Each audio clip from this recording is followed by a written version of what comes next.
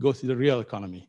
When you leave it to the private sector to be responsible for an activity which is a national asset, that's what they do. They will do things that maximize their profit. 84% of loans, i.e. new money, goes to personal loans, credit cards, housing, commercial properties, derivatives. Those that go to personal loans and credit cards create general inflation. That goes to housing create bubble inflation. Brothers and sisters, that is what is happening today without us realizing it. We have given an absolutely important duty of the nation to the private sector without realizing it. So what we are proposing, as all the NGOs under the international movement of monetary reform, is to take away this money creation from the banks and give it to where it belongs, which is the government. Yeah. At the moment, now, when the money creation ability is with the banks, our hope is that they would have delivered the entire money to the real economy to create jobs, to create increased economic output. But because they are motivated by profit maximization for the shareholders, they chose the activities that delivered the most profit to them, which is the personal loan, the credit cards, the housing, etc. Only 16% goes to the real economy to create economic output and to create jobs. And another factor, in the world today, nobody can deny these statistics. 80% of jobs are created by the SME sector. And it's a very, very sad case in the world today. If you do the statistics, I believe not more. I would like you to confirm, but I believe it is not more than 5 to 8% goes to the SME sector. The sector in the modern economy that delivers 80% of jobs only gets 8% of loans from the bank. So are you still surprised that there are unemployed graduates? Unemployed graduates not just in Malaysia, throughout the world. In China, there are 2 million unemployed graduates. In Indonesia, 1 million. In Philippines, 1 million. Africa, 25%. Europe, 25%. This is not an accident. This is the result of implementing the same monetary system throughout the world. So what we are asking really is to move to a system which is better for the people and the nation. I have not even touched on the Islamic side. Yeah. Okay, 2 minutes. Okay, I urge the Muslim intellect throughout the world to please consider, you have the intellect, okay? I urge you to rewrite, to reorganize, to redesign the Islamic monetary system based on the knowledge in your head now and based on the Quran and the Sunnah. Do not fear the Western peers where you have to, let me tell you, it is not thesis writing where you have to refer to your Western peers. You are not going to publish this as an article in the international magazine. It is just for our consumption, okay? If we are able to sit at the round table, the Muslims throughout the world, and design a system based on the Quran and the Sunnah, I think we have delivered what is required of us by the Prophet Sallallahu Alaihi Wasallam. It is a shame. It is a terrible shame to be a member of the Ummah at this end of time when asked, what did you do to assist the poor people during the COVID situation? Our answer is, we changed the riba interest rate. Isn't that a shame? Isn't that an embarrassment? It is within our ability, and I urge you because at the moment I know there is a monetary trap we are in, there is also education trap we are in. We dare not say things without not referring to what is in the literature. If you and I agree that our education comes from the wrong worldview, why are you seeking the answers from the literature that came from the wrong worldview? We are given the kitab by the Creator. We did not adopt the kitab in our economic system. In the end of time, we face this problem. We do not look to the kitab for the answer. We look for the answer in the literature of the West. Thank you very much. Okay, Thank you, Tuan Muhammad Zahid. Ladies and gentlemen, I'm the moderator today. I'll try to be as professional, nothing personal. But being moderator can mean two things, right? One, you smoothen the things. The other, you provoke and poke it to become more exciting. I would just like to pick up a few things that maybe can be picked up by Team Gullible or other members. There were some things that was mentioned earlier for it to be taken out, given to government. So maybe somebody else wants to talk about, is government and the central bank is the same entity, or is government and central bank is different entity? So, like I said, I'm the moderator, but I would like to poke and provoke every now and then. Ladies and gentlemen, I would like to pass the floor to the first speaker from Team Gullible, Dr. Ziad Mohammed. He's an assistant professor and head of social finance at INCEIF. And for your kind information, he also serves on several Sharia boards internationally. Dr. Ziad lectures and conducts research in Sharia, Islamic capital market, fintech, and social finance. And by the way, he's from South Africa. I know looks can be deceiving. Dr. Ziad, the floor is all yours. جزاكم الله خير. السلام عليكم ورحمة الله وبركاته. بسم الله الرحمن الرحيم. الحمد لله رب العالمين والصلاة والسلام على سيد المرسلين سيدنا محمد وعلى آله وأصحابه أجمعين. أما بعد. The honorable moderator, dear and honorable friends and panelists, and my dear team members, of course, the honorable audience. The discussion today was initially positioned to be on printing of money. So I'm going to lead on from that, and then we can pursue the discussion on money creation perhaps a little bit later. So to begin with, man in his brief earthly history is constantly in search of peace and prosperity. The irony is that he constantly has been provided with guidance through the noble messengers of Allah subhanahu wa ta'ala. The Sharia provides this in a level of detail of form and substance that establishes the parameters for a harmonious, prosperous, and sustainable society. To achieve these sought-after aims, the Sharia lays out key parameters for success. And these may be summed up as follows. The first is removal of harm. And that takes precedence over benefit. Dar'ul mafasid awla min jalbil masalih. And it continues. It says, permanent benefit takes precedence over temporary benefit. So the question would be, in any aspect we look at from the printing of money or the money creation perspective, are we removing harm by providing a short-term stimulus with long-term pain? The second, maintaining taqwa or consciousness that he is all aware of our rational and even irrational actions and will hold us to account for the responsibility of Khalifa or vicegerent. This is in Surah Al-Baqarah, verse 30.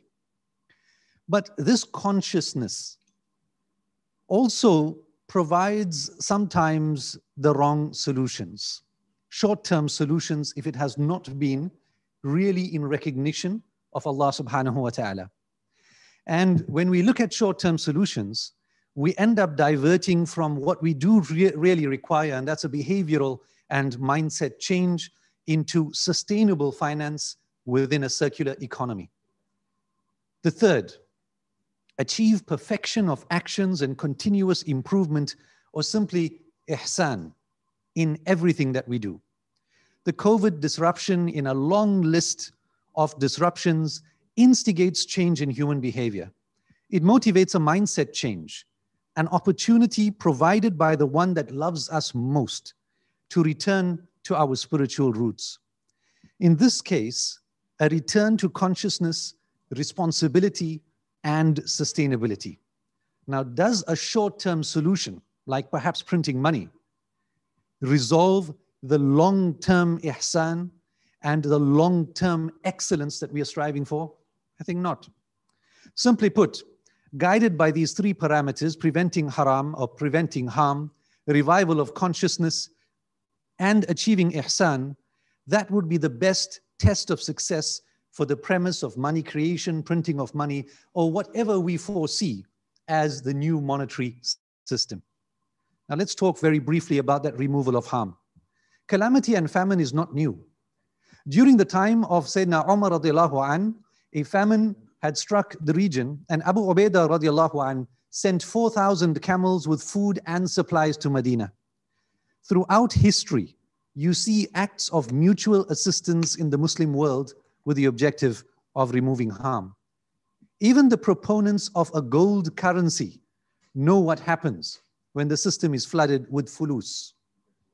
The result is inflation, weaker purchasing power, hoarding of gold to protect against debasement.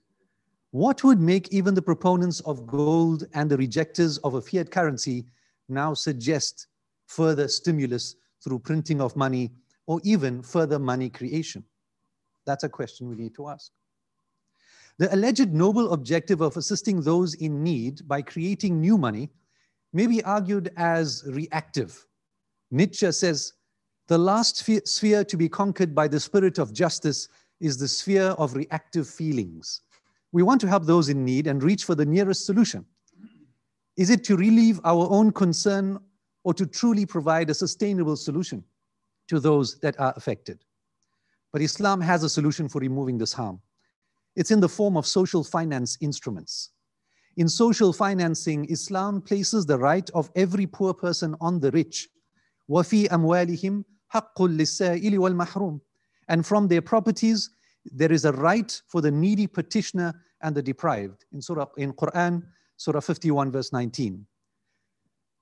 The last one, the revival of consciousness before ihsan, the Quran is replete with warnings for those who are heedless and provide good tidings for those that pay attention and take action.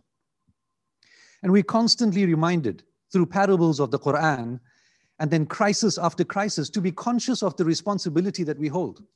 We should never forget. Allah says, surely man transgresses when he deems himself independent. When we think we can create it ourselves, whether we can create money or we can start printing money, we become independent and out of touch with what has been successfully used to uplift societies in times of need and to grow economies through sustainable practice, and that's social finance.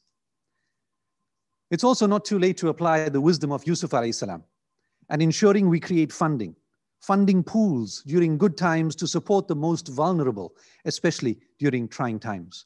But does our current behavior indicate we've learned anything from the past? Have we treated disruptions correctly, differently, or have we moved closer towards any consciousness of the message Allah is giving us? Are we attempting to do the same thing over and over again and hoping for a different result? You know what that definition is of. Finally, ihsan. The Quran commands us to strive towards social justice. When opposing injustice, we're not responsible for the outcome of our efforts, but the way that we actually go about it. Ihsan is that search for excellence in how we fulfill our responsibilities. Is money creation and printing of money in the short term the best solution to fulfill our responsibilities? Finally, do we remain in the bane of a consumerist logic left to predatory capitalists by applying short-term solutions whilst wishing for some dystopian future that happens to be locked in the past? I'm going to end there, moderator. Thank you very much. Thank you very much, Dr. Ziad. Thank you very much. So we have listened from the first speaker from Team Noble. We have listened from the first speaker, Team Gullible. And we have listened from a Sharia perspective, and we have listened from a practitioner perspective. And we have heard from the first speaker's point just now, which I have provoked and poked. I would like to provoke and poke on whatever Dr. Ziad said just now, removing harm. Short-term gain, long-term pain, or you want short-term pain, long-term gain. It might sound like, a very simple word, but it's quite deep. Think about it. So by that, we end round one. So we will move to round two. And on the Team Noble side, we have the second speaker, also another well-experienced and learned scholar as well as a practitioner, Dato' Abdul Manap bin Abdul Wahab. Dato' Manap has a wide range of experience in management and leadership, having been CEO of Islamic Bank, CEO of coal mining company in Indonesia, trainer, lecturer, and as an independent director on the board of 2 companies listed on the Kuala Lumpur Stock Exchange. I believe he has a lot of experience, real hands-on experience, not based on textbook, not based on theories. And let us listen the scholarly argument from his side. Ladies and gentlemen, I present to you Datuk Manap. Assalamualaikum warahmatullahi wabarakatuh. Very good afternoon to everyone. Thank you. Okay, what I'm going to do, because I have to share some slides with you so that you understand exactly what I'm talking about, because I believe only about 1% of the population of the whole world understands what money creation really is. All right. All right, the first slide. Yeah. Oops, no, you got the wrong slide.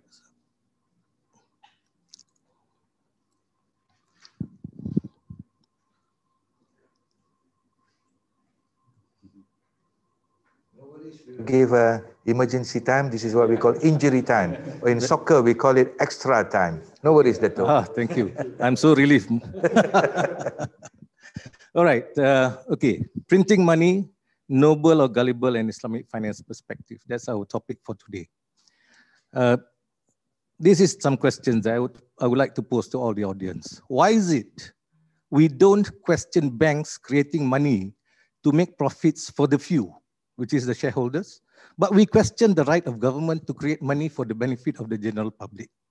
The main reason, I believe, is most people do not understand what really is printing money and what is creating money. Printing money is like the dollar note or the 100 ringgit note that you see on the screen.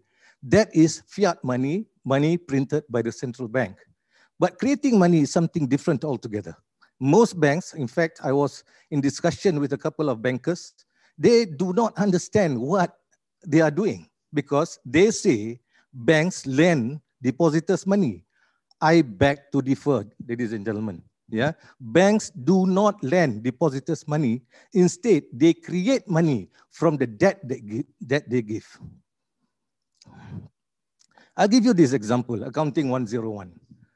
There is this Ahmad, this guy by the name of Ahmad, who's a very good friend of Achong. Achong has 100 ringgit and Ahmad needs the 100 ringgit urgently. So he said to Achong, Achong, can you lend me 100 ringgit? Being a good friend, Achong lends to Ahmad the 100 ringgit. So Achong doesn't have any more money. Then comes Raju, another good friend of Achong. He says, I want to borrow 50 ringgit urgently. And Achong said, sorry, Raju, I've given this to Ahmad. I can't lend you any more money. Okay, we all know that. Let's move on to trader. Let's say this trader has 50,000 or 50 million in terms of capital. So he has cash on the other side, on the asset side of his balance sheet. That is on day one. On day two, what happens is, yeah, the trader purchases stocks worth 30,000 and paid cash for it.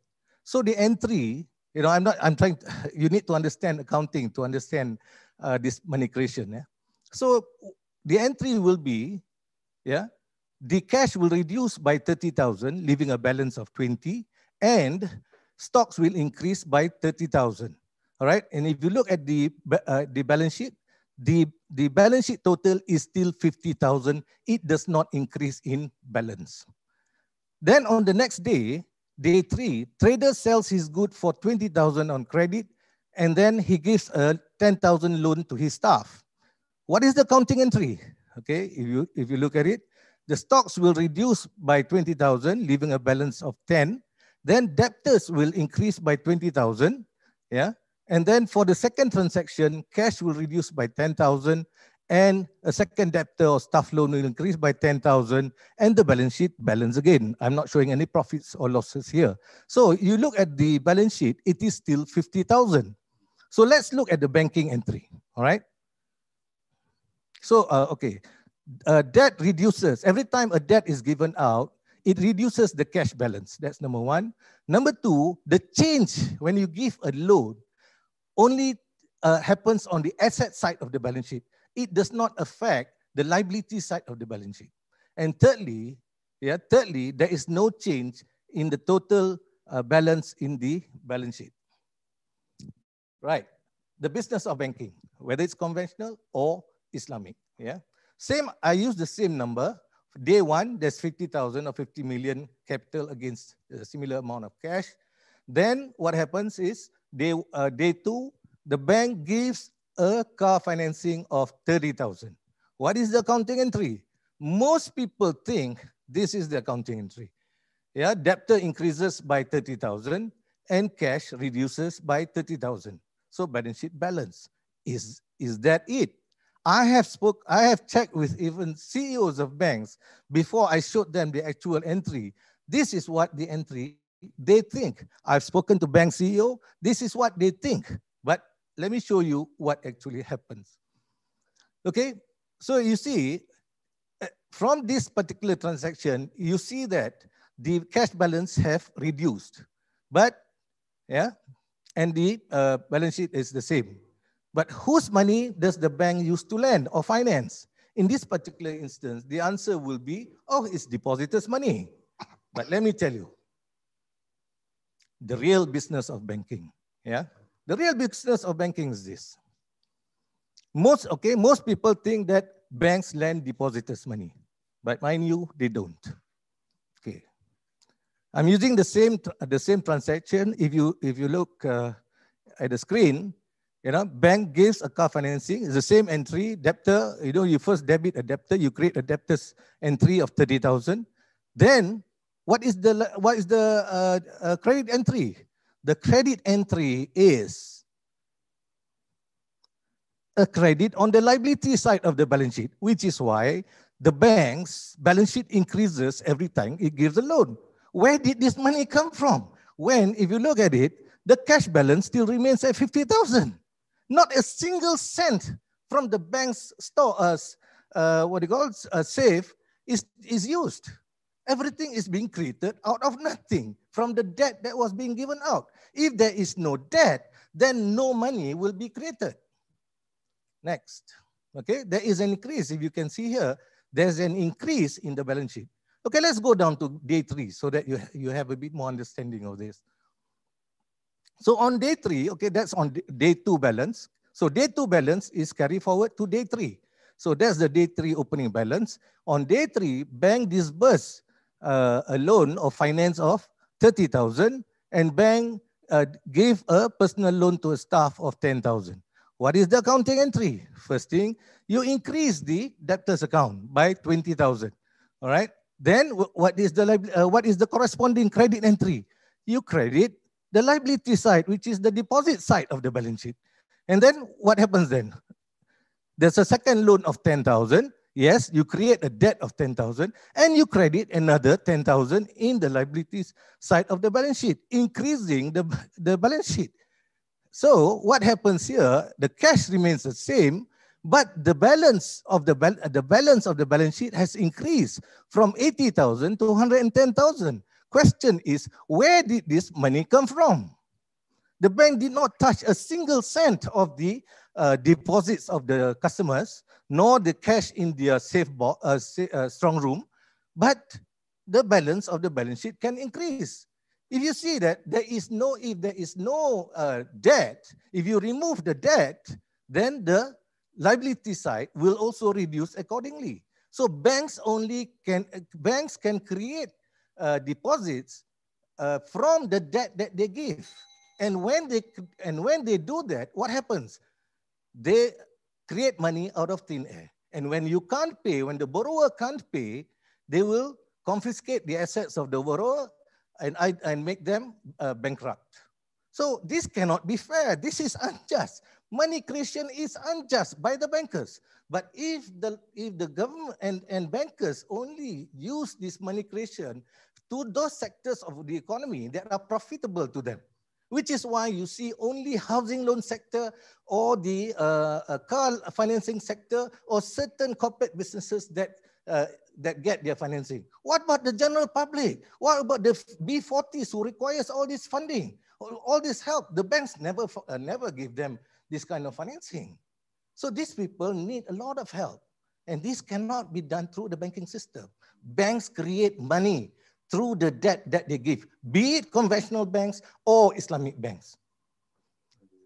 Yeah. So if you look at this, I've made a side-by-side comparison of the trader's balance sheet and the bank's balance sheet. As you can see, the bank's balance sheet, the transaction is both on the debit and liability side of the balance sheet, whereas the trader's balance sheet happens only on the asset side. So if you can see here, all right, what happens is cash in the trader's balance sheet. Every time a loan is given, the cash balance reduces. But on the banker side, when the loan is given, the cash does not reduce even a single cent.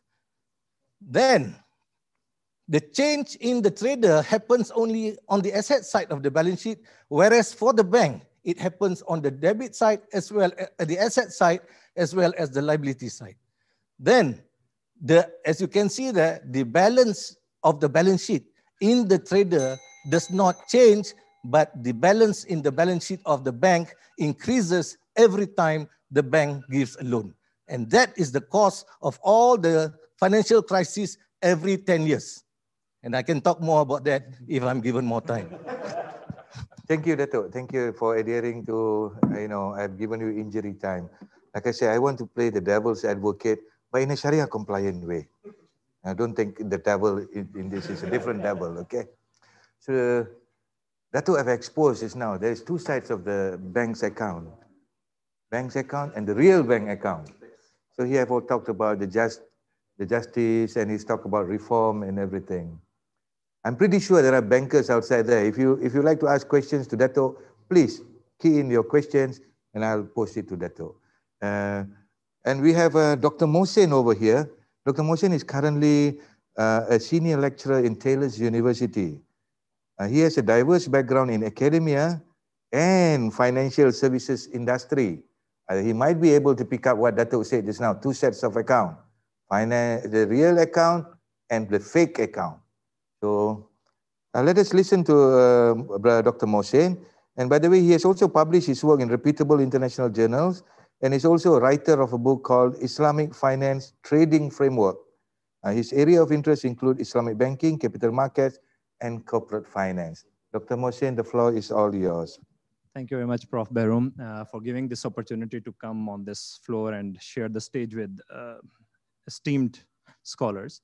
Assalamu alaikum wa rahmatullah, everyone, audience, presentees.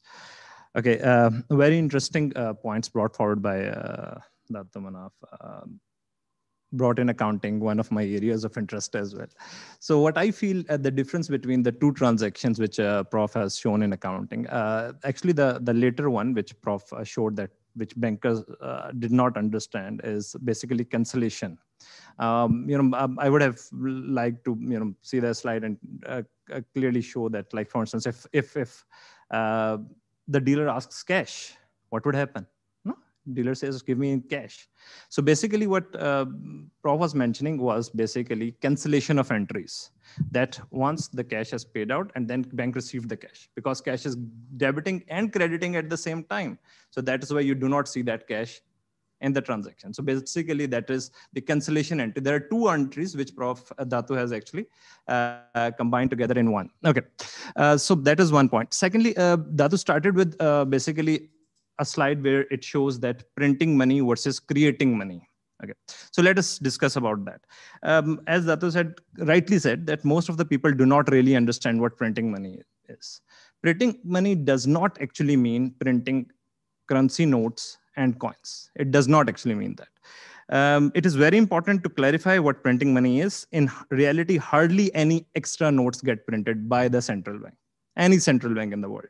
Hardly any extra notes get printed when we say printing money. Rather, the money is created electronically. The extra money matches to the extra deposits at the central bank. But since such deposits are freely interchangeable with notes, it is generally described as printing money.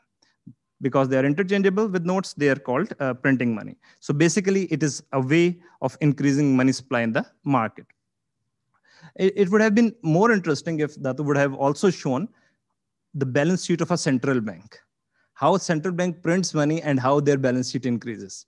Fed's balance sheet bloomed up to 7.2 trillion in 6 months. Can you imagine? And where did that money go? In B40 accounts? No, not really. Where did that money go? So that's where the problem comes in. Actually, what you guys are discussing, actually, I feel like we both are on the same side. You're also discussing how printing money is gullible. So actually, seriously, I'm a follower of MMJ. I have been listening to especially all of your speeches. I have had the privilege of listening to Prof. Mira live few times, and I really appreciate his views, and he's a staunch supporter and a promoter of gold-backed currency. And I love quite a few of his arguments, though there are some disagreements, but most of arguments, I really love his arguments. But then on 20th November, I read this article, printing money is a good idea. I was like surprised. What happened? And then Prof has put it as a bold and out of the box idea. I really want to show what you call that it's not out of the box. Many countries have done it. Many, not one, many. From 60 AD until today, many countries have done it. Okay, it's not out of the box. And about the bold ideas, my friends will talk about some bold ideas which could be used as an alternative way to discuss this. Okay, so just let me take you back to our base, our fathers, basically, in 13th, 14th century, Ibn Khaldun. He talked about monetary policy. Let's take some lessons from his book, Muqaddama. He says that loss in value, when we print money, what happens is money loses its value, it gets debased. Protection of wealth, one of the main feature of maqasid. So where, we lose that. It causes inflation in traditional way of money printing. It creates inflation. Trust in the system gets lost. And, he also promoted, government spending to be in check as well. Some historical lessons, let me just quickly, 60 AD, Roman Empire was the first one. Emperor Nero was the first one who debased the currency. Then there was a great debasement which happened in 15th century in England, which actually all supported Prof. Mira's argument why gold should be there as a currency, right? Then Ottoman Akçe, as actually, it got debased by 90% in few hundred years. Whenever in the history, there was a gold rush, like in 1840, in Australia, they found gold. What happened? There was a global inflation. 1890, they found gold in South Africa. They found better ways of refinement of gold and printed more or minted more coins. So what happened? Global inflation again. So that is what it does. That is the traditional way of dealing it. Coming to some recent, what you call past, Zimbabwe. I don't want to talk about Zimbabwe. Seems like the Nobel team doesn't want to talk about Zimbabwe. What happens in Zimbabwe, and I agree with them that it is not relevant, because what happened over there was completely not what is happening in most of the countries in the world. That was completely an exceptional case. I completely agree with that. When Zimbabwean government printed money just to sponsor a war and pay higher salaries to its government officials, and I completely agree with that, and it caused hyperinflation in Zimbabwe. Let's talk about some developed countries, which also went to the route of printing money. Japan and the US. Japan in 1990, after the property crisis as well as stock market crisis, went into that route. And today, the economists call it 3 decades lost. What is happening? What you call inflation have increased. Inflation did not increase. What they expected that inflation would increase. Why it did not increase? That is a big question.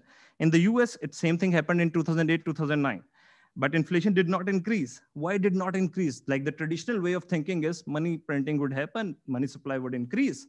There will be increase in spending, there will be increase in inflation. But it did not increase in Japan and the US.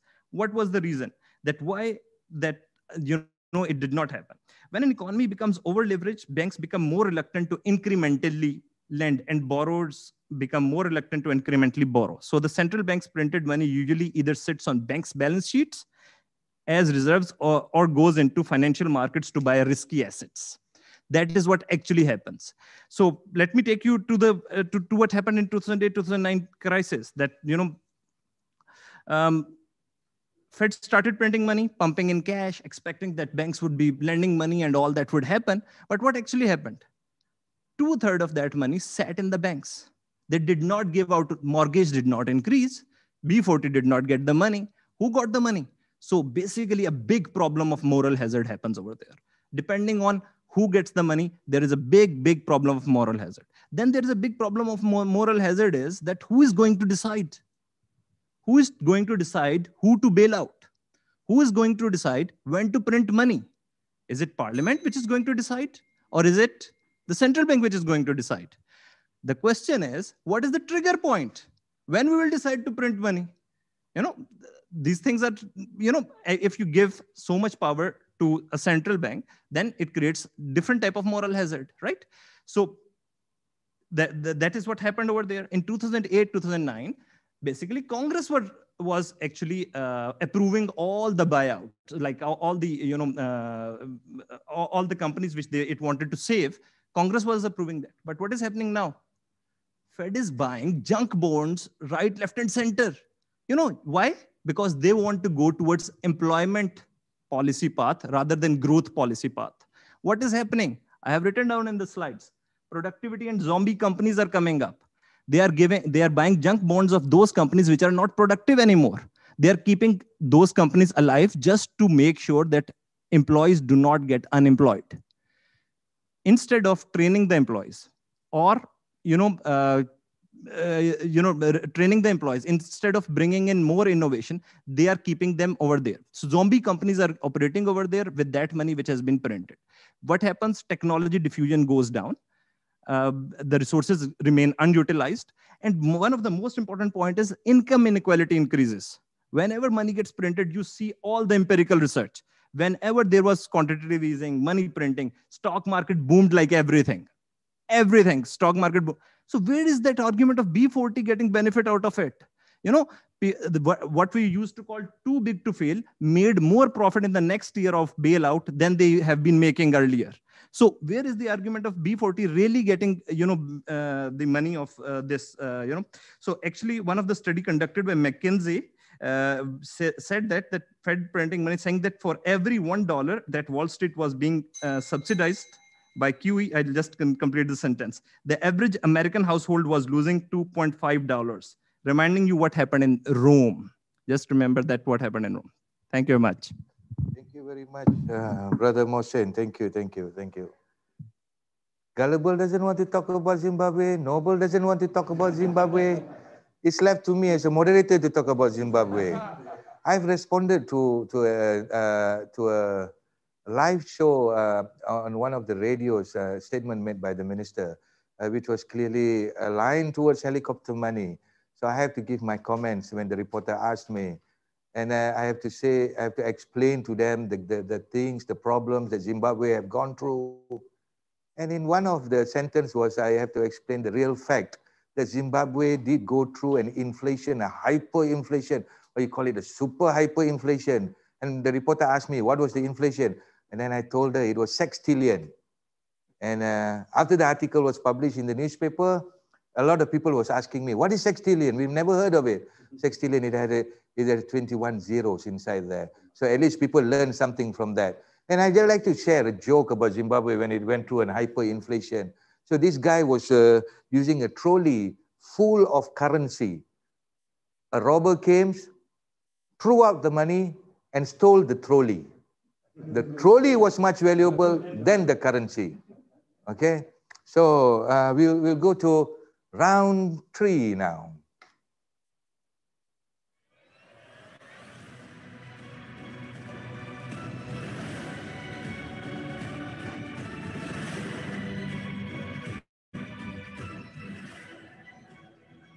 I actually wanted to say the team Noble is saving their heavyweight. Then I realized all of them are heavyweights, So we have Prof. Kamel here. Prof. Kamel is well known. He has authored a book called Theft of Nation. He was very impatient when Mohsen was probing him, provoking him just now. Just give me a second, Prof. Just 1 more minute, I'll give you. Prof. Kamel Maidin Mira is actually a chairman of Movement for Monetary Justice Malaysia, and currently is also an adjunct professor in International Islamic University Malaysia, UIA. He used to be the dean there. You know, another thing that I would like to share with the audience today, both teams came with forms. The Noble team came with a form for the MMJ and UIA School of Thought because they say they will brainstorm the other team.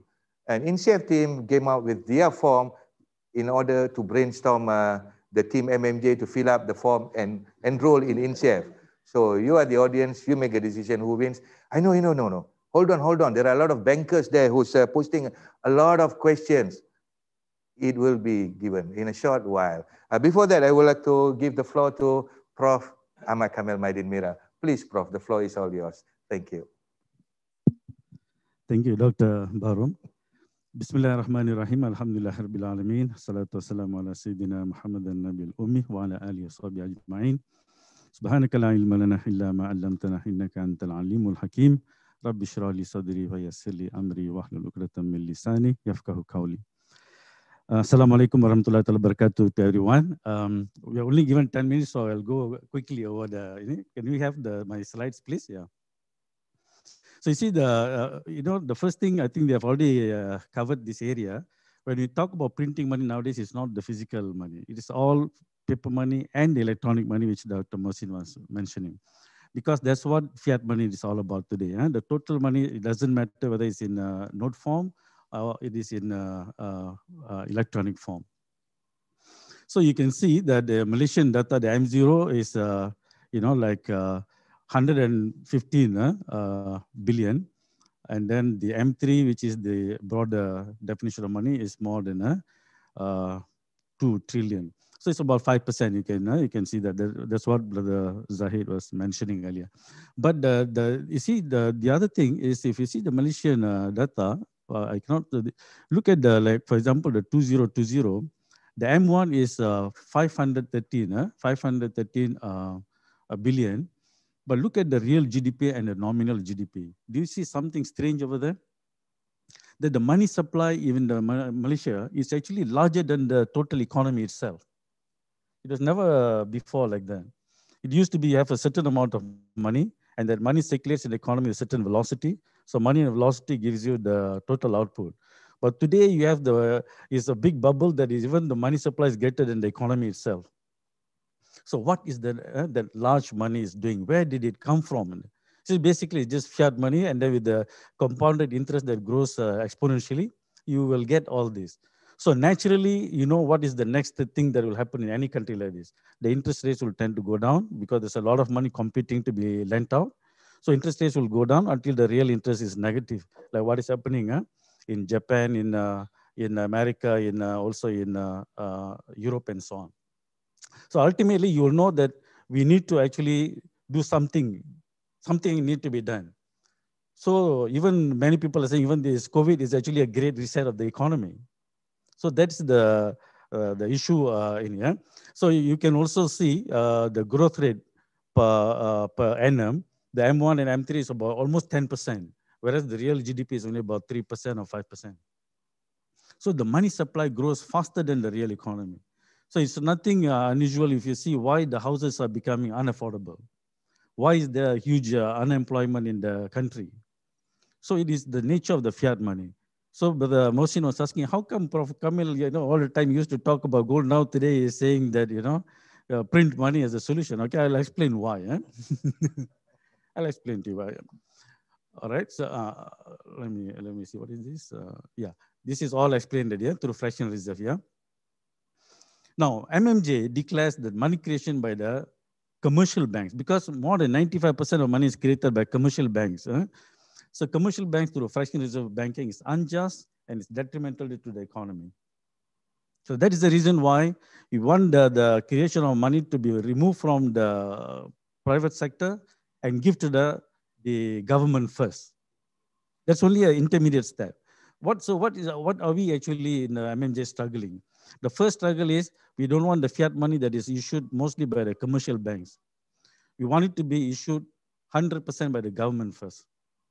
Okay, Why is it so? Because if we need to create money out of nothing, if we need to create money out of nothing, it should be publicly owned, not privately owned. So if you give to privately owned, then who will become the wealthiest in the country? Definitely those who are bankers, because you've given the legal right to create money out of nothing and lend to the people. So the households are becoming indebted, businesses are becoming indebted, the government is becoming indebted. So in accounting, you know, for every debtor, there must be a creditor. So who is the creditor? The creditor is no other than the banking sector, because you gave them the legal right to create money out of nothing and lend out. So that is the reason why we say move that power back to the government first. Show that it belongs to the people.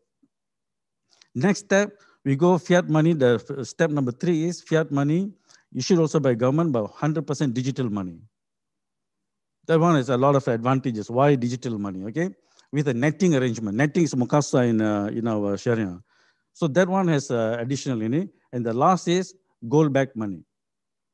Gold-backed money with cryptocurrencies, all with gold backing with netting arrangement. Later, I will, if I got time, I'll tell you, when you have netting arrangement, the government did not borrow money, and it did not even print new money to solve the problem. Mukasa, you know. So that is to me, that is the ultimate, but you need to take one step at a time. So so let me go to the next slide. I'll show you with a simple analogy, and you will get why we are saying this. Let's say this is an island in a faraway place. You are living in an island. So you have cows and orchards on the plateau up there. And then down there, people have rice fields, all right? So you have an economy moving there. Suddenly a flood, something comes and destroys the entire rice field, all right? So what will you do? You are up there having cows and orchards. What would you do? These people, when the water is rising, they all run up to your plateau, right? What would you do? Would you give them your food or not? Will you give them your rice? It is in your interest actually to give them the food. Imagine if they all die, if you don't give them the food. If they all die, you will have a miserable life on the island all alone. See? So you need to give them the food. Okay, keep them alive first. Then perhaps also give them additional resources so that they can start the farming again. So additional resources for farming is investment in economics. So if you give the food initially, that means you are also sharing the burden of the loss, because you are giving it away from whatever. So, okay, you lost this thing, I'm giving all the food and everything, so you actually are sharing the burden. The second thing you can do is that, okay, never mind, I will give you Kardul Hassan. I lend you everything, you all alive and you this thing, but later when the economy is good, you pay me back. That's number 2. Number 3 is, I lend you, you see, in the second inning, you are not losing anything, you're not giving anything, yeah, the second option. The third option is, okay, I lend you, but you need to return back plus interest. The third is a lending. So if you give it at interest, that means you do not want to share not only in the losses those people are bearing, but you are actually making profit out of the misery of the people, because it is going to give you more. You see? Now, in an economy that has no, this is real economics. Let's say there's a government. If the government were to print money, can we go back to the slide, the picture again? You see, if you print money, government prints money, immediately it will create inflation, because only the items are on the plateau. The bottom all destroyed already. So it will immediately create some inflation, right? But with the money, people can actually buy things. They buy things, and they can also invest things. They can employ people with the money, right? So it will help them with the consumption, and it will also help them with the investment, right? So that's if the government print money and give it. All right. So the inflation, even the guy at the top, the plateau, the person will also bear the inflation. So it's something like he's giving away part of the. Everyone bears the burden of the when the government prints the money and then issues it. The other way, let's say the government borrows the money from the public, private, or even from IMF or international. If they borrow the money and then solve the problem, what will happen, is the third option. You are actually rewarding the people with money.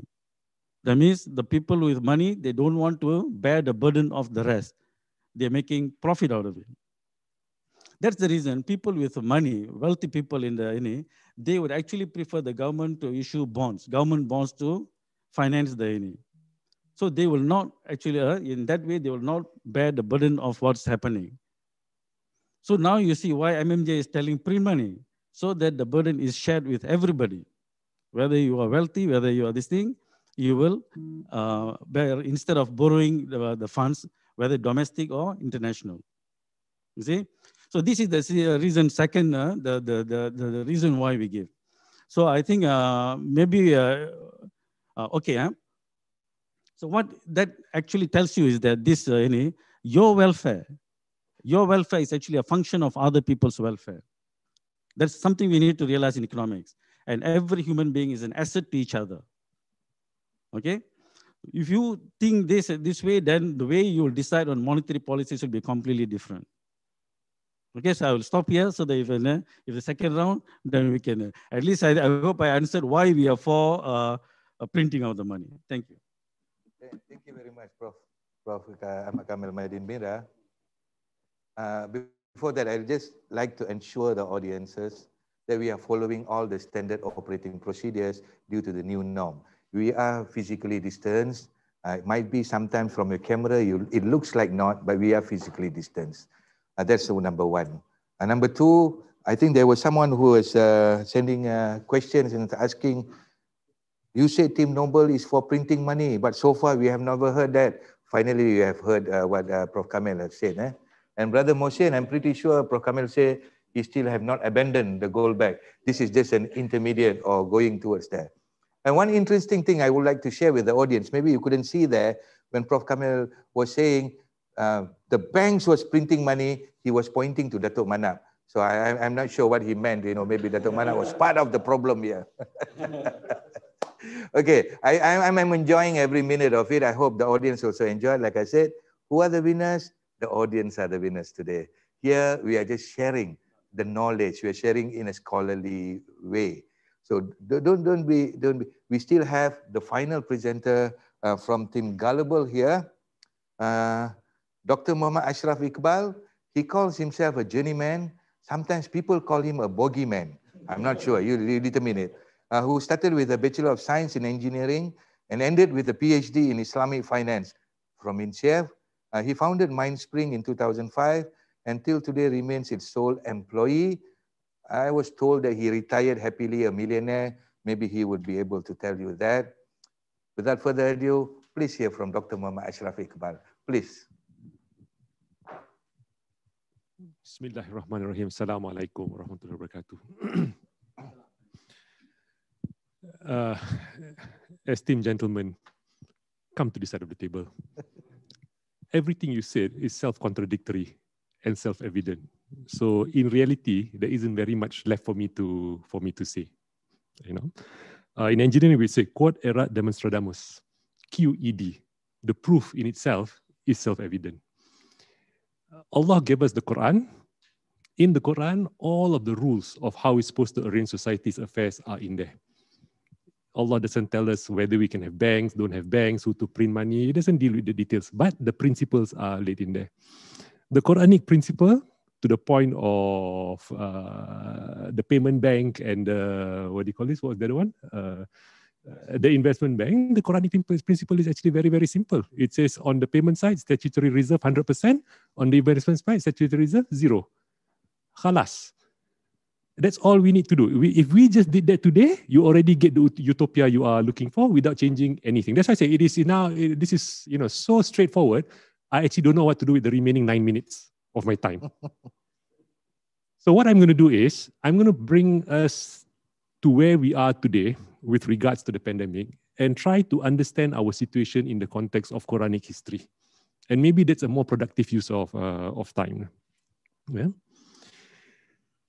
So I'm going to start by quoting David Harvey. So he's a professor of anthropology and geography, graduate center at the City University of New York. And he said this, he says, crisis, we may conclude, is the irrational rationalizer of an irrational system. And this is exactly where we are today. We're living in a completely irrational system, because if we look at everything we do on its own, each one of it makes sense. But the cumulative effects of what we do leads to very irrational outcomes. So let me give you some examples, right? We need planet Earth to survive, and yet we've pushed planet Earth almost to the end of the brink, or to its brink of destruction. It's completely irrational behavior. And yet every step of this journey, we seem to have made rational decisions. Outcome, where we are. History has shown us that every financial crisis has been a debt crisis. Yet today, debt is at its highest level in human history, 233% of global GDP. Rational behavior with irrational outcomes. If we take the OECD countries, wealth concentration is twice income inequality. So the problem is not, income inequality is a problem, but wealth concentration is a far bigger problem. 25% of all households have negative net worths. More than 1 in 3 persons are economically vulnerable. And ladies and gentlemen, this is in the 28 richest countries in the world. That's how irrational the system has become.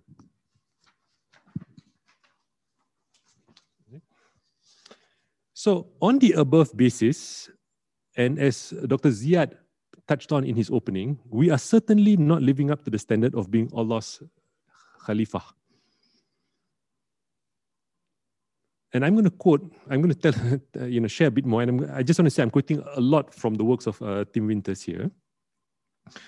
From our human perspective, COVID-19 is an infection which disordered our world.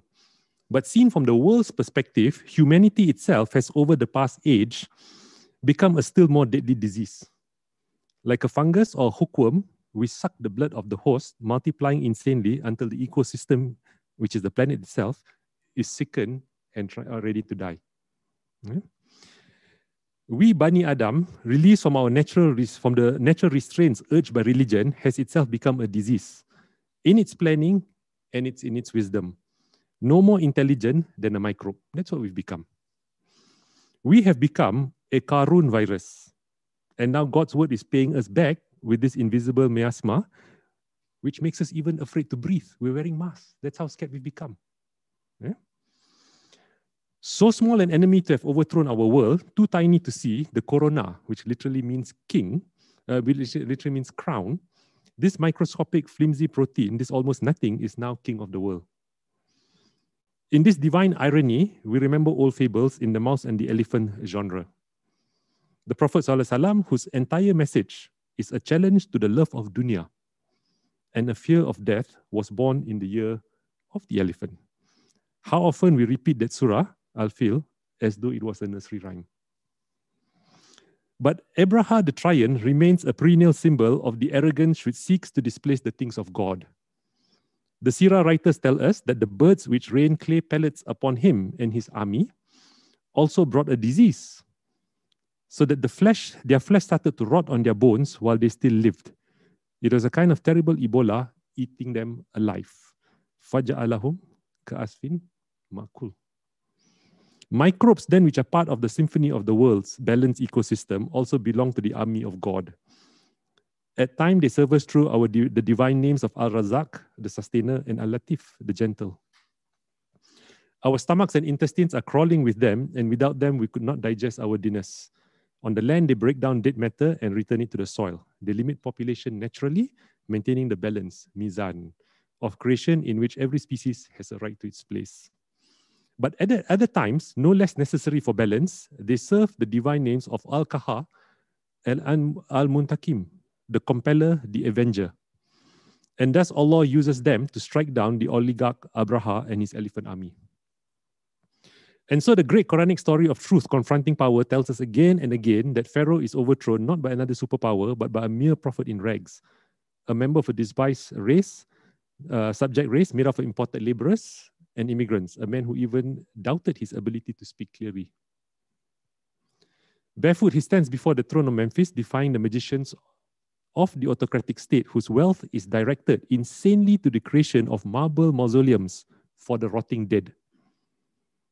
The autocrat turns away in scorn, and the plague of Egypt falls upon his land. What power can his minister of defense marshal against the frogs, the blood, and the infection which covers him and his people with festering boils? So this is how Allah responds to this insanity. Okay? Again, the smallest member of nature's kingdom are used by providence to strike against a destructive and unjust megastructure of oppression and pride. Now, let us recall the heroic standing of Abraham in the court of Nimrod. Yeah? So, Al-Baqarah 2258. The commentators record Nimrod displaying his power proudly and hard-heartedly. He pardons a prisoner and he executes another, saying that that is the power of God, to take life or to give life.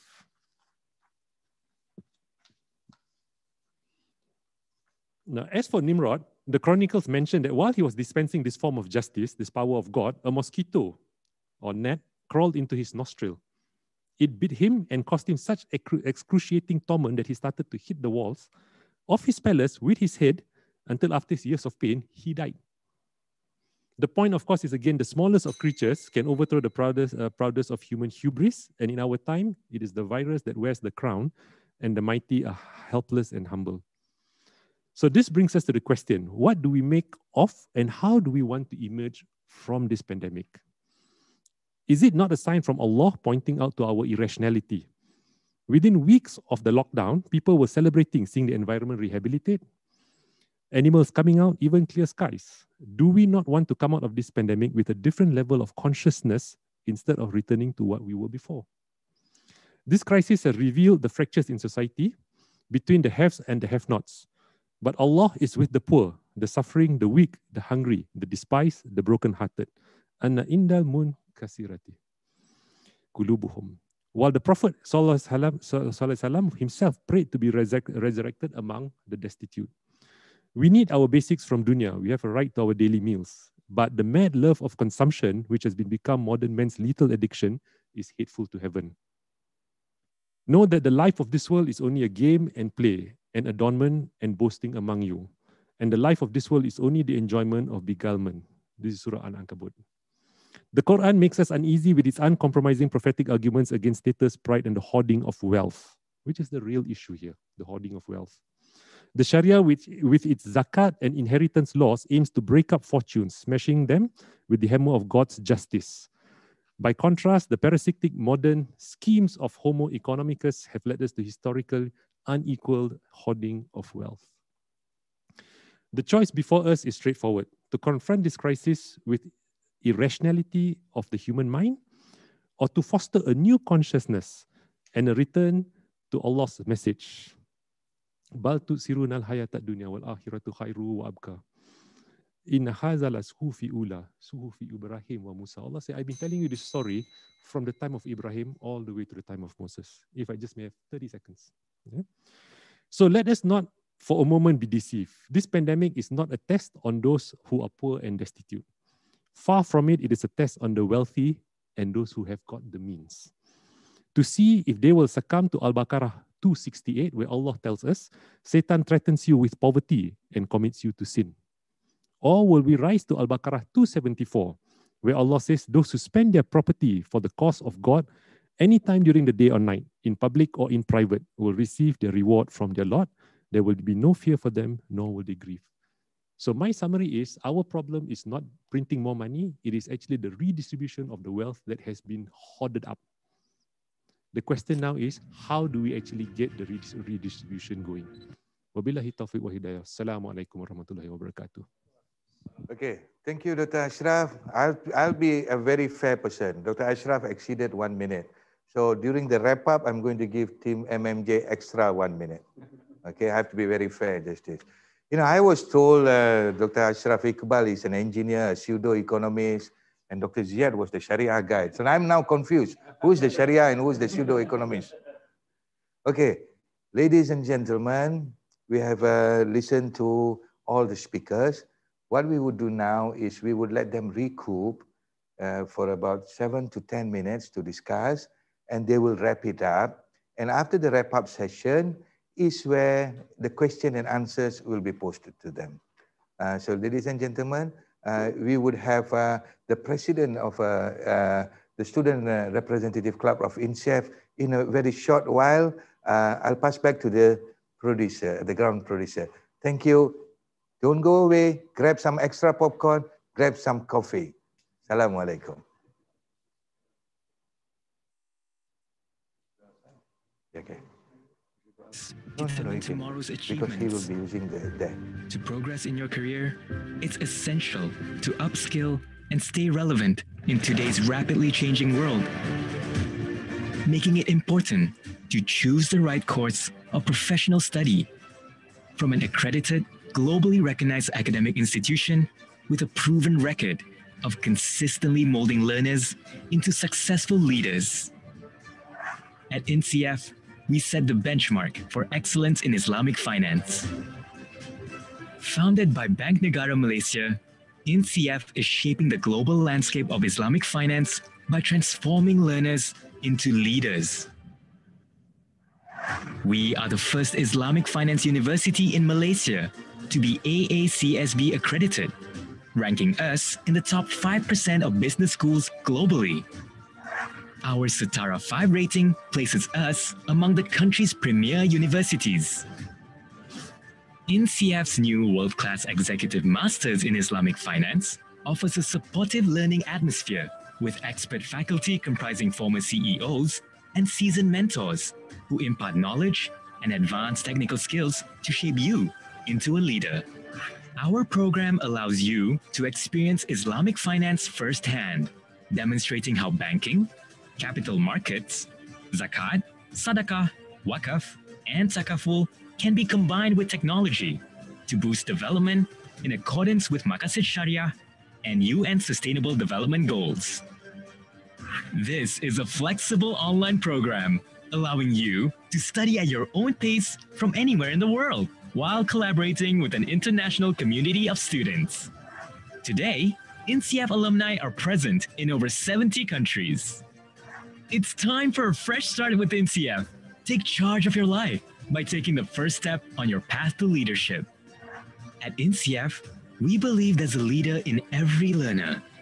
Secure your future today and learn more about our new world-class Executive Masters in Islamic Finance.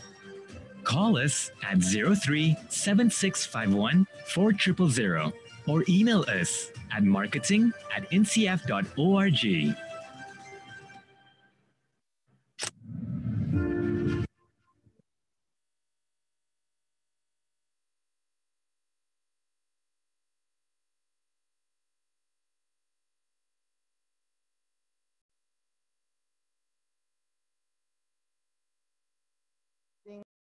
The speakers of today's discourse, and on behalf of the student body and the public at large, extend our appreciation to the speakers for such an interesting and exciting discourse.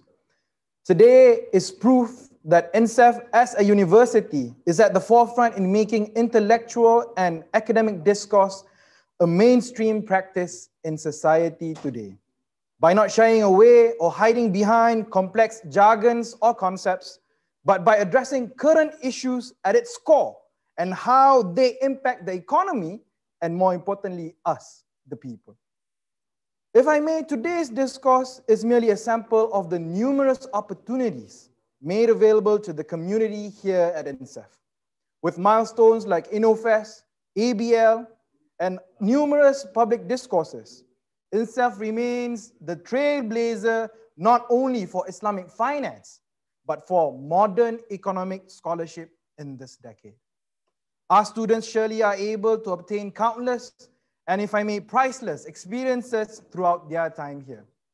Ladies and gentlemen, we are no longer in need to rely on the West, let it be for their ideas or for their expertise, let alone their validation. We should, and in fact, are able to rely on our own values, on our own frameworks, and more the case, on our own expertise in developing our own economy. Reverting back to today's discourse, I'm sure that the audience, with myself included, are excited to listen to the concluding reply of both parties and how would they approach in the Q&A session for today's discourse. Before I end my speech, I would like to thank again the panel today for their valuable insights and perspectives. Not to forget all those who made the discourse today a possibility. My hope is that even though today's discourse being carried out in this adversarial format, it's first of its kind here at INCEIF, I look forward to the many more discourses to be organized in the future by the faculties, by the staff, or even by the students. With that, I end my speech. Thank you, and looking forward to how the discussion develops further. Assalamu alaikum warahmatullahi wabarakatuh, and thank you. The world is moving forward. This phase will soon pass us by. Let us pause and reflect on the human condition. Many problems facing the world today are the result of unsustainable choices. We need not continue this destructive cycle. We can change ourselves. We can change the world. The time is now to usher in a renaissance. Compassion, ecological healing, sustainable growth, inclusive development. Islamic finance is one of the most valuable tools we can use to secure the world's future. INCEIF brings Islamic finance to the world. INCEIF instills knowledge conscientiously. We forge leaders to build a better future for all. Be the change the world needs with INCEIF.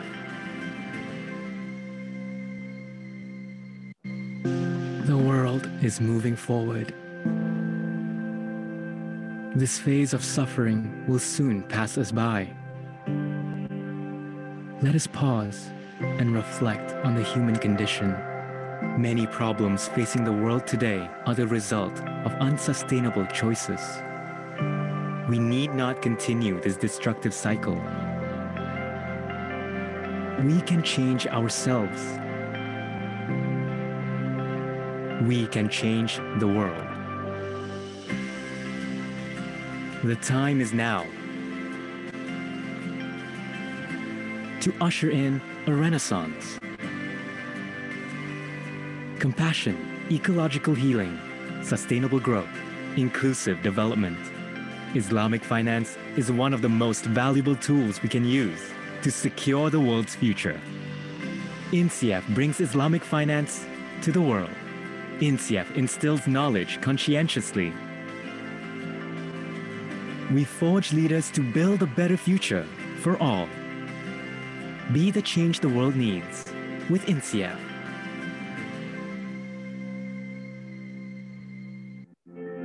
The world never stands still, neither does Islamic finance. It is up to us to upgrade ourselves to face new challenges or risk getting left behind. Everywhere we look, the digital edge is there. From the boardroom to the streets, it's more essential than ever to learn to adapt. To make sure our skills are always current and relevant. This new MBA program does that for everyone who applies, regardless of race and faith. Together, we can make a positive impact on the whole industry, creating practices that can be performed on a global scale. INCEIF champions the idea of learning and the importance of sustainable growth. Be at the forefront as a self-starter, a new type of leader. Enroll in our MBA program today. Learn from the experts in Islamic finance and conventional finance. Evolve to become a game changer and change the industry for the better. Through key areas, you'll learn not just about new topics, but about qualities that can change the world as well. We have always held the belief that there is a leader in every learner. So let's learn and take the first step to innovate. Accept new problems as challenges that can be solved with new solutions. Face everything, trends and uncertainties head on in order to become the leaders of the evolving future. Live chat with us at www.inceif.org.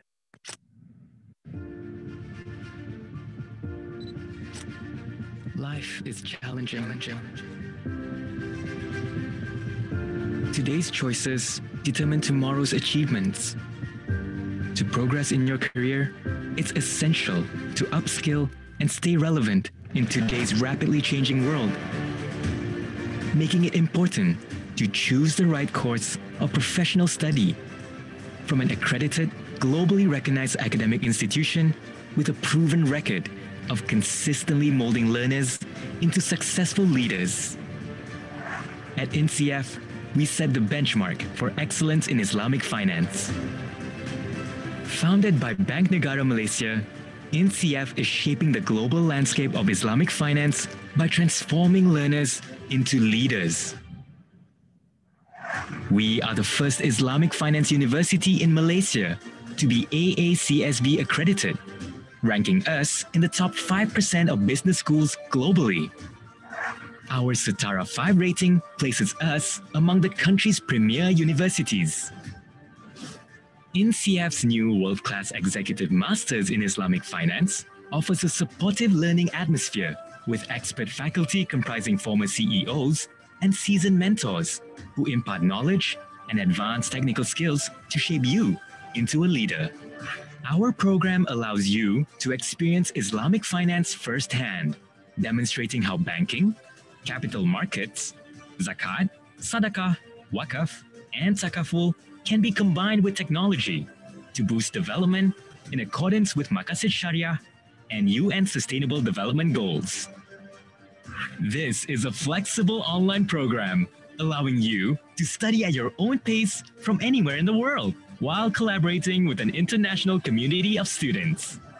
Today, INCEIF alumni are present in over 70 countries.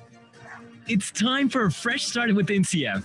Take charge of your life by taking the first step on your path to leadership. At INCEIF, we believe there's a leader in every learner. Secure your future today and learn more about our new world-class Executive Masters in Islamic Finance. Call us at 03-7651-4000 or email us at marketing@inceif.org. Assalamualaikum warahmatullahi wabarakatuh. I bet you miss us, right? Yeah, we miss you too. Don't worry. Like I said, I'm a very fair moderator. Dr. Ashraf Iqbal stole 1 minute. I'm going to take it back and give it back to the Noble team. So to start off, like I said, Noble team will have a 6 minutes wrap up. Mr. Timekeeper, our very strict, honorable Associate Professor Dr. Razman will ring the bell once it reaches 5 minutes, and twice when it reaches 6 minutes. And then for the team Gullible, the bell will ring once when it reaches 4 minutes and twice when it reaches 5 minutes. And after that, the questions that you have posed, I will pose to each of the parties. Without further ado, the representative from the Noble team is Prof. Ahmad Kamil Maidin Mera. Please, Prof, the floor is yours. Thank you, Prof. Can I have the slides on, please? So basically, while the slides, you put on this thing. Basically, there's not much difference between the other side and the Gullible side and the Noble side. When we talk about printing money, we have already mentioned what we mean is not the physical printing of money, but also the creation of money by the electronic money by the banks and so forth. Now, let me go on just to the one slide that gives the summary of the whole thing, what we want to say. You see, to solve the pandemic, basically the government had to print money. So the government, this is the financing for economic recovery. We say the first is sovereign money. That's where the government, we are saying the government print the money and push it into the economy. So here, the summary here, I'm coming, sorry. Okay, the issues. The first is when we are talking about printing of money in the reformed system, not the present system. That's number one. So what is the reform? We are saying that the power of creating money from the commercial banks must be returned to the government. That's number one. In other words, you are splitting the role of the banks. Okay, this is the payments bank. The other one is for investment, investment banking. So they have to actually mobilize, banks must actually mobilize real existing money, and they can channel to investment rather than creating money out of nothing. So once we give the power of creating money to the government, then there must be check and balance in place. So that's why we mentioned the parliament. So that is decided in the parliament, and also there must be the transparency in the creation of money and spending of the money must be there. So you won't, get situations like Zimbabwe and Venezuela and so forth, okay? Then the proper channeling of funds to the targeted groups. You are creating the money for what? Then the targeted groups must be properly, it must be channeled. There must be ways to ensure that. And then we already mentioned, if like in the present system, if the government is given the right to create money, but if the commercial banks also still have the right to create money the way it is, then it's quite dangerous. Then the system can become very inflationary. Yeah, like what happened in some of the countries. So we need to be careful with that. Then the last is, once you've done all those, then the effectiveness of the policy must be evaluated. Right? So this is basically what we're trying to say. Well, I need to use this one. I'm using my, okay. You see something like this, yeah? So you see this, what you're proposing is that the top is government. The government can create money, for example, and then and push it to, for example, hospitals, orphanages, schools, and so forth, for infrastructure, yeah? So these are the sectors that have high propensity to consume. So the money is immediately pushed into the economy, yeah?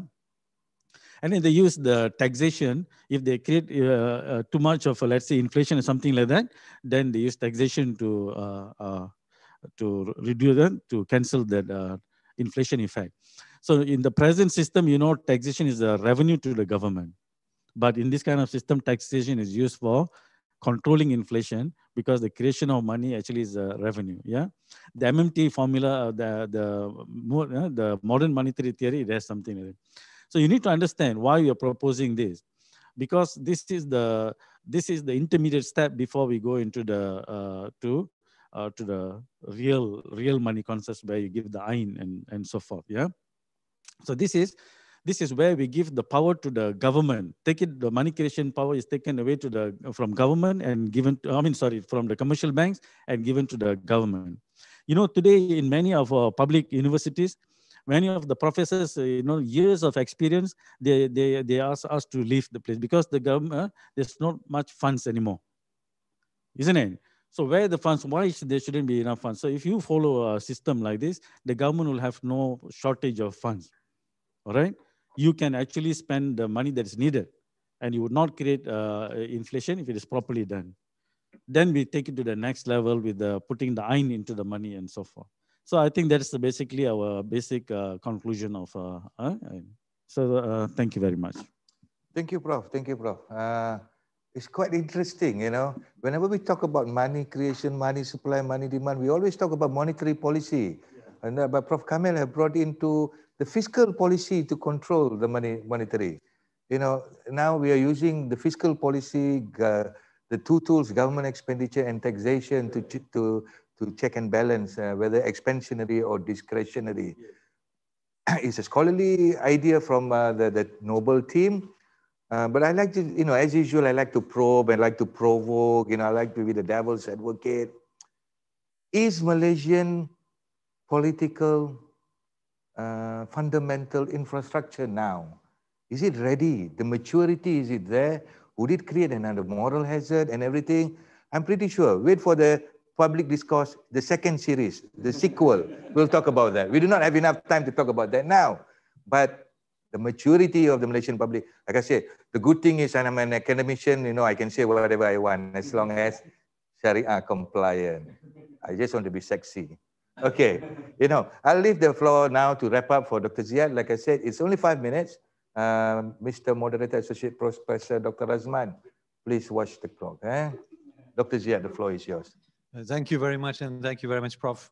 It was enlightening to hear everyone, and we were reminded earlier, even on the titles, with regards to noble and gullible, it's noble and it's gullible.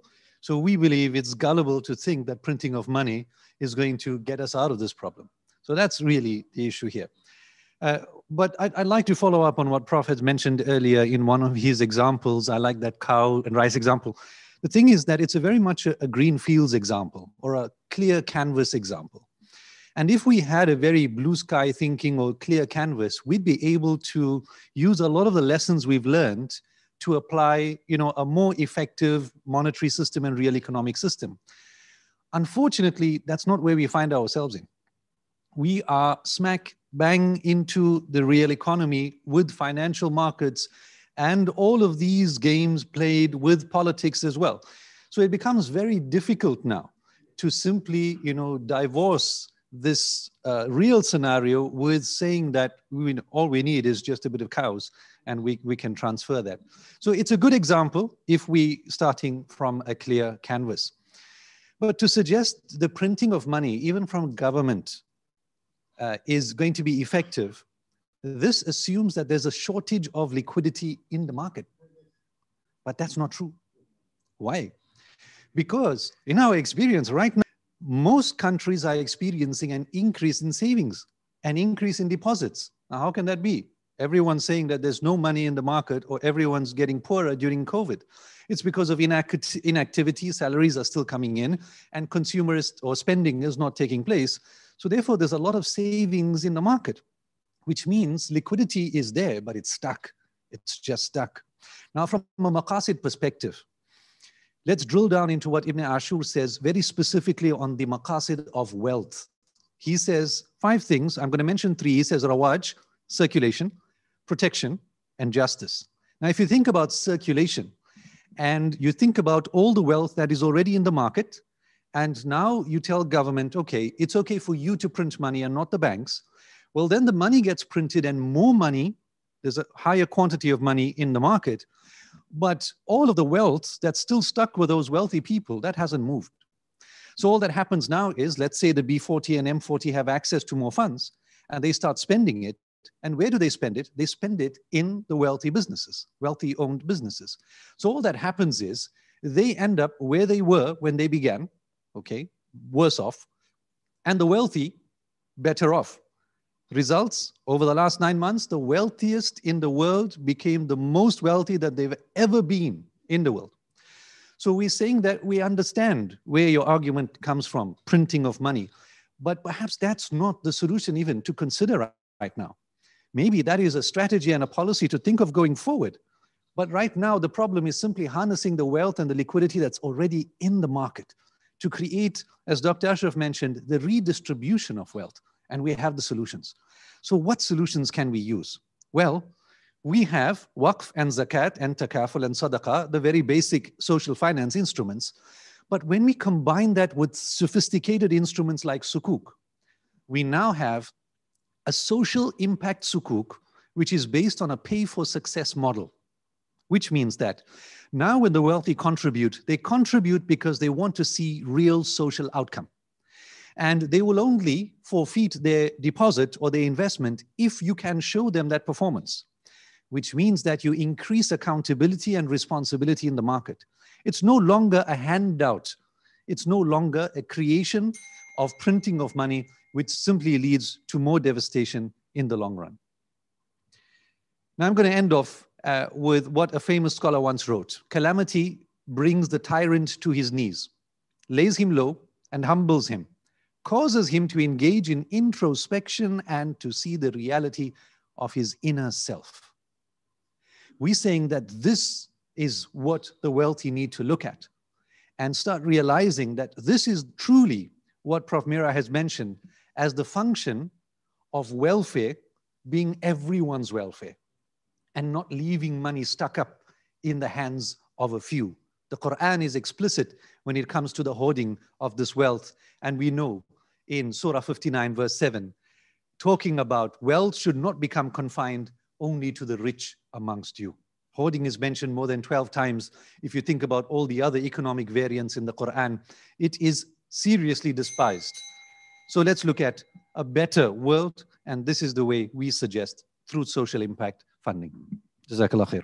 Thank you very much, Dr. Ziad. Alhamdulillah, we have come to the end of the public discourse. Like I said, there are many sequel series coming. Keep waiting, keep waiting. So now I have received hundreds of questions, and I'll be choosing 5 questions for the Team Noble and 5 questions to Team Gullible. trust me, no nepotism, no cronyism. I don't even know who is sending the questions. I've been only given the questions by the producer. So I will start with Team Gullible. So there's a question here. So you agree that commercial banks, including Islamic bank, creates money upon granting loan out of thin air? Yes, a representative from Team Gullible. So the question is, do we agree that the system creates money out of thin air? What we will agree, or what I will agree, and if you read Anne Pettifor and all of these people, is that the mechanics that were shown is true, for as long as nobody asks for the cash. So in Dato's example just now, if the car dealer says, all right, you can buy the car, but I want it 3,000 cash, his spreadsheet falls apart, his accounts don't balance, the cash will go down. So the system only works for as long as the last person doesn't cash all of it out. And that is where we've got to be very careful between medium of exchange to enable exchange and actual money as a store of value. So that is my answer to it. Because in the literature, everybody says, yes, banks print money. Actually, what banks do is they enable purchasing power. Yeah? Thank you, Team Gullible. To Team Noble. I am confused. A different question. Okay. This is a special question for Team Noble. I am confused. Well, I'm confused as well, you know. Is this a discussion on printing money or money creation? The two sides are discussing different topics. The more confused you are, the better for me. I can do more series. On Dato' Manap's presentation, isn't he talking about credit creation, loans? Financing cannot be dispersed without adequate funding based on BNM and Basel III's regulation and guidelines. So I think Dato' Manap would be the best person, I believe. Thank you. Firstly, I don't know whether the questioner is a banker. I started my career, not to just me, but I started, if we are a restaurant, I started washing dishes. Yeah, which means that I passed these entries. These entries that I mentioned are those entries that as a junior officer, when we disburse loans, that are the entries that we will pass, which means that the loan is, the credit is being done only from the debt. If there is no debt, there will be no credit creation. What is the relationship between this credit creation and money printing? Because at the end of the day, whether it's printing money or credit creation, depending how we say, is about the economy as a whole and helping the general public. At this moment, or last year, banks make about 36 billion just from profits alone. And that, if the government were to print that, when I say print, we can use it interchangeably. And as an example, if the government wants to do a project, say a huge project about 10 billion, they will borrow through sukuks, issuance of bonds, or whatever not. And it is the banks that will participate. Yeah, where does the bank gets the money? When the central bank, the question was mentioned, there was a short response by brother just now that what happens when the customer asks for cash? This is where the central bank comes in as lender of last resort. You know, so when the government can create the money, what will happen is the money will go into the system. So this is where the taxes will have to come in to balance out inflation, any inflationary pressures later on. You know, but the public will benefit from this kind of infrastructures. You know, and on top of that, when the government charge these taxes, then they can allocate to certain sectors of the economy. For instance, the B40s, for example. When I say helping the B40s, doesn't mean you go up to the top of the roof and you throw money down. You need to help them by giving courses, micro businesses, where there are not many banks, because as what Prof. Kamil was saying earlier, only 16% of the whole financing goes to the SME sector. If you have done financing or banking way back in the 80s, there were not many corporate sectors. all the corporate sectors that we see today were all small businesses at one time before, but they were assisted, one way or another, assisted so that they can grow. Today, of course, they are huge, but there are so many small businesses out there that need help. And those small businesses are the one that's helping, providing a lot of jobs as well. So this, when we say money printing or credit creation, there is a relationship there between the ones that being created by the government and the ones that being created by the bank. So my argument is, why can't we give that to the government instead of the banks making the money? Then we can do real Islamic finance, where we do the real musyarakah mudarabah, where there is real profit sharing. Remove all these elements of tawarruk, where how many banks, if I ask these questions, or Islamic banks, really have seen one drop of oil in their transaction? I don't think any of these bankers have seen any of this. These are mechanisms at the end of the day. Does that contribute to the economy of that sector? No, it doesn't. You can see volumes being traded, but it's all on paper. So that is my question. It is related between the two, between credit creation by government and credit creation by the banks. Thank you. Thank you, Dato'. Thank you, Dato'. Dato' switch on a very sensitive issue there. Tawarruk, that will be coming in the 4th series. That is, yeah, there's a special question. They say, my question goes to Dr. Ziad. Okay. He said, you mentioned about removing harm, and you suggest for social finance. Literatures indicated that private money creation results debasement of currency and inflation. Don't you agree by preventing private money creation will remove harm from the system and people? Do you think social finance will improve the situation when more and more people are negatively affected by the private money creation framework?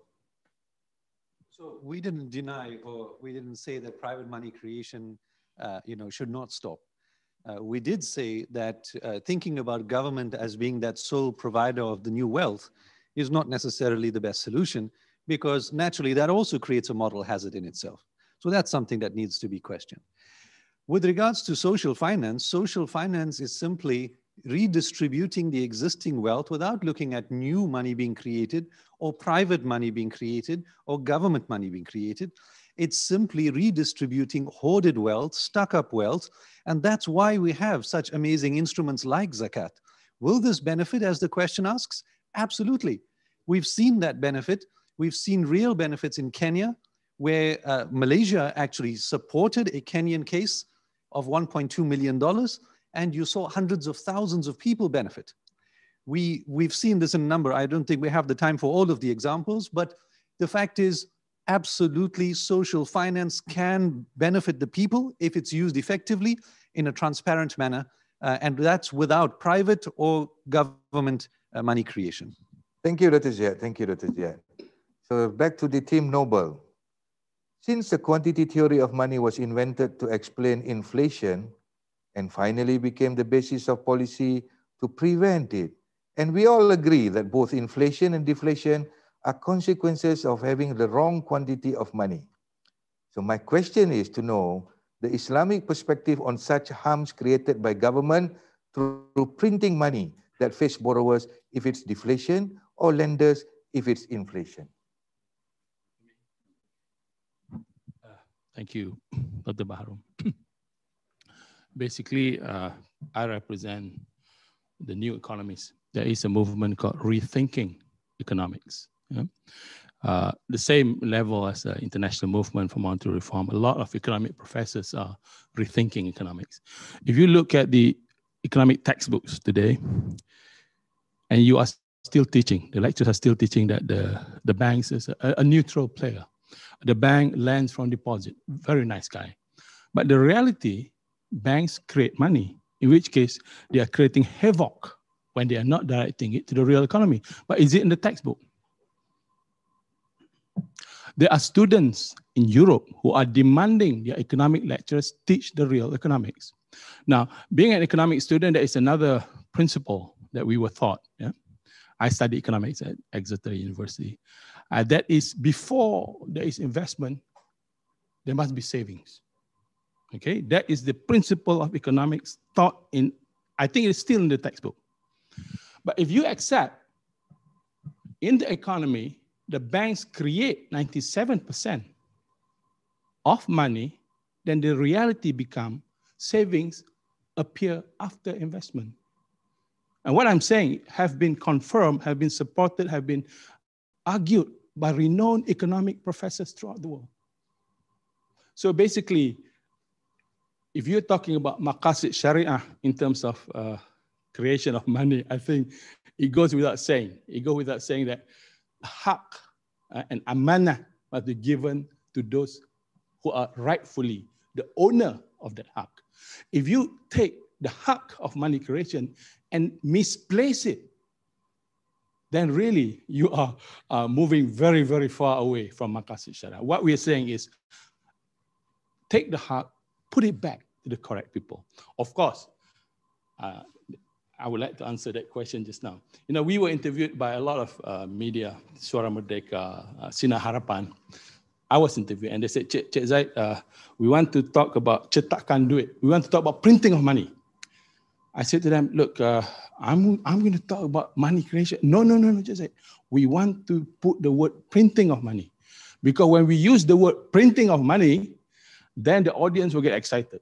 More people will come. So I said, okay, fair enough, go ahead. Huh? What we are saying is, again, I need to just repeat that point. If it's not clear, that I need to repeat it again. Yeah? Current money creation by private banks only deliver 16% of new money of loans to the real economy.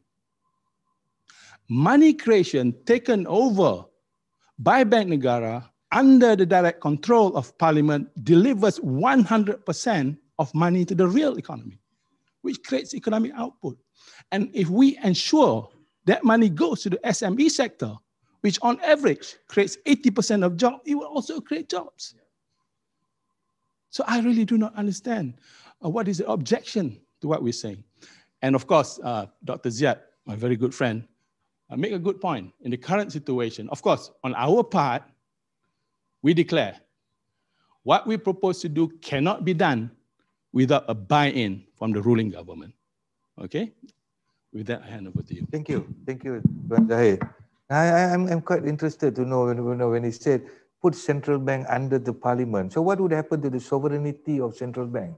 I thought we're supposed to serve central bank supposed to be. Wait for the third series. Wait for it. I'll put up an invitation. You're very provocative. Okay, for the team Gullible, I'm going to combine two questions because I think it's quite interrelated. Islamic bankers outside there, this is a sharing of knowledge, scholarly argument, okay? Okay, the two questions I'm putting together. If Islamic bank creates money from thin air when giving loans, what is the right of the bank to earn profits, charge bank profit over time? That's one question. And the second question is, what fatwa are the Islamic banks using, making it permissible for them to create money from thin air through debt and financing? So I believe these are quite interrelated. And this is a scholarly argument. Let us argue it scholarly without any mala fide, you know. Please, brother, Dr. Moshe.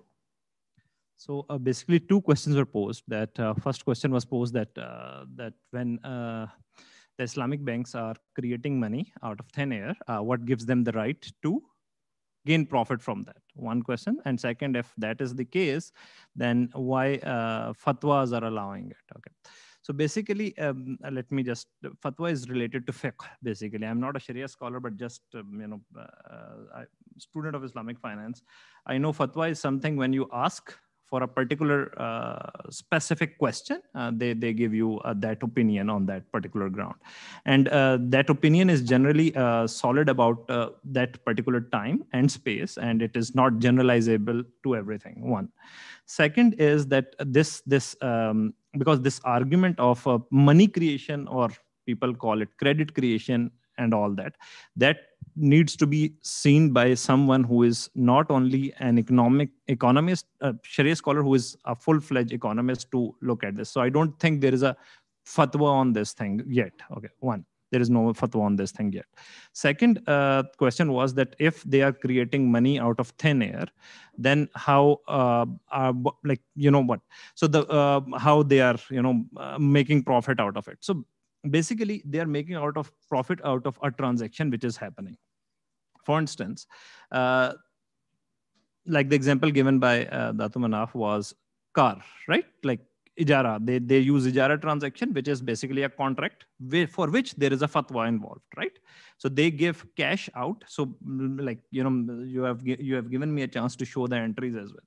So basically it's a, you know, financier, I would not call debtor, financier, or so financee gets the money and to cash. Basically, that is the first entry, which Datu also showed. And the second entry is when cash gets deposited into the bank account. So cash gets cancelled. So what Datu was showing is the after cancellation entry in over there. So basically, the Islamic bank, whichever transaction they're making, they assume some risk out of it.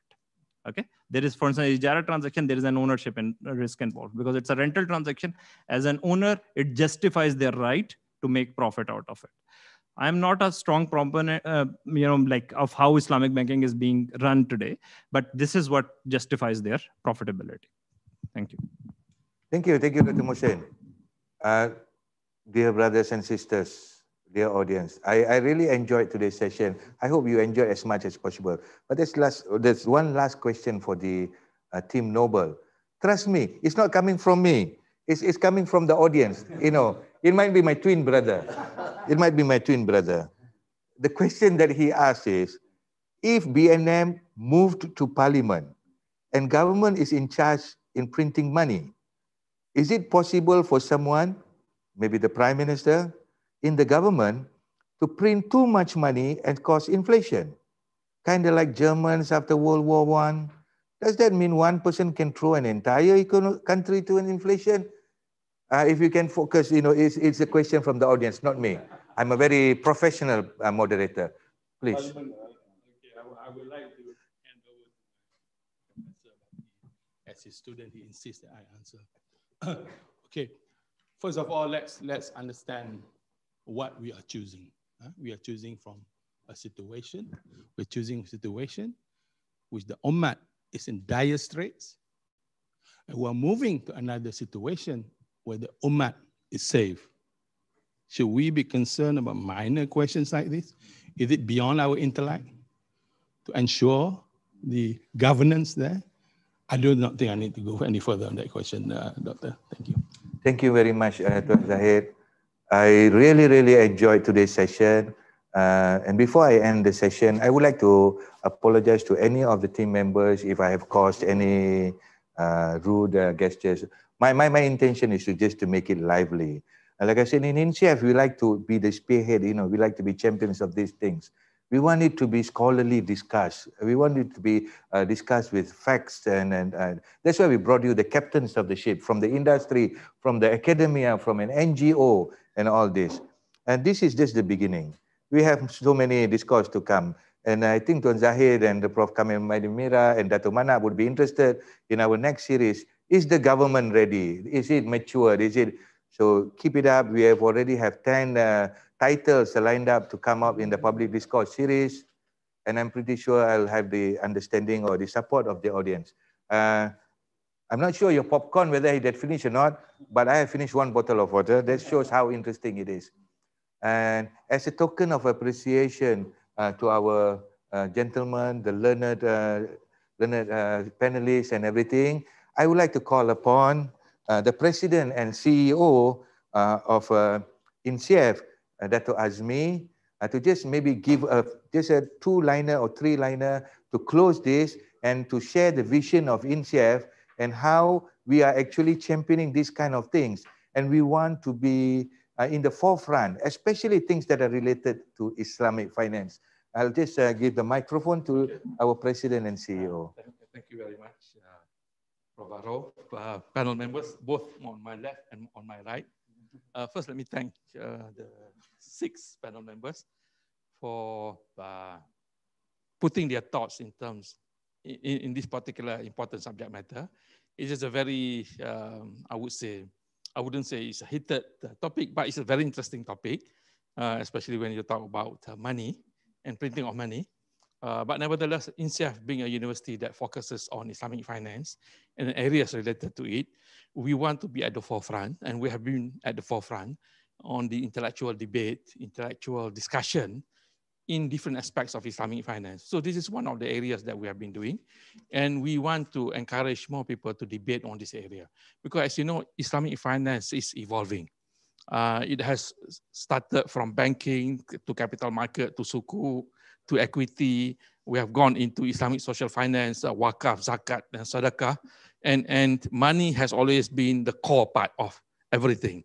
Without money, we can't survive in that sense. So the discussion on money is very important. There are many schools of thought in this particular area, knowing that we have been debating this topic for many 20 years. But nevertheless, we believe that this will continue right into the future, and INCEIF will continue to champion this kind of discussion. Being a university, a postgraduate university, where ideas are being debated, are being put forward, and being challenged in the classroom, in seminars like this. So we hope and continue to bring Islamic finance to the next frontier. And that's the what do you call it, the objective of INCEIF. We want to bring Islamic finance not only as an alternative, but also as a system, an economic system to the world. A system that is based on equity, justice, a system that is acceptable to all humans in this world. Thank you very much. Wabillahi taufiq wal hidayah. Wassalamualaikum warahmatullahi wabarakatuh. Okay. Thank you, Dato'. I would like to now call upon our panelists. The first panelist, Prof. Ahmad Kamil Maidin Mira.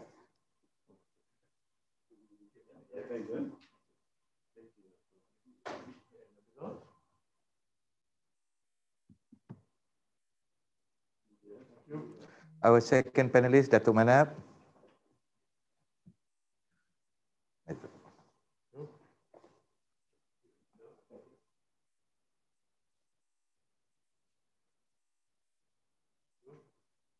And our third panelist, Tuan Zahid.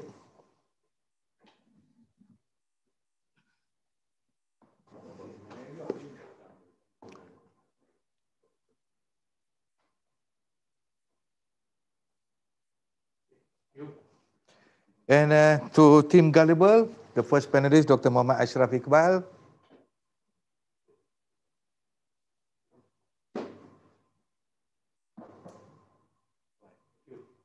The second panelist, Dr. Mohsin.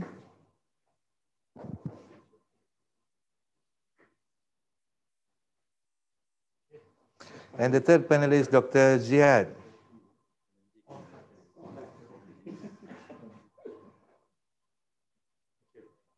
Thank you. And not forgetting our hardworking timekeeper, Associate Professor Dr. Ahmad Razman.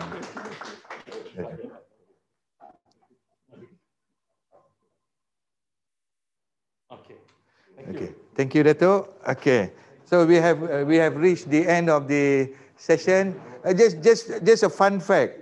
You know, we had two timekeepers today. One was pro MMJ, which was Dr. Ahmad Razman, and the other was anti MMJ, which was Brother Wan Ashraf. But again, these are brotherly, difference in opinion. So I really hope you enjoy, and I really hope this kind of session would not cause inflation. It would not cause the price of popcorn to go up, because I'm pretty sure there were a lot of popcorns which were purchased today. Stay tuned for further announcement from INCEIF. Inshallah, we'll see you in the next public discourse. Assalamualaikum warahmatullahi wabarakatuh.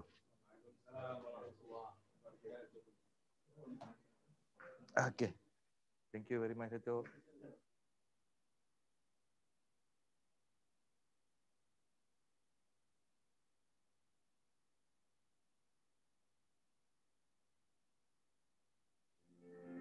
The world never stands still. Neither does Islamic finance.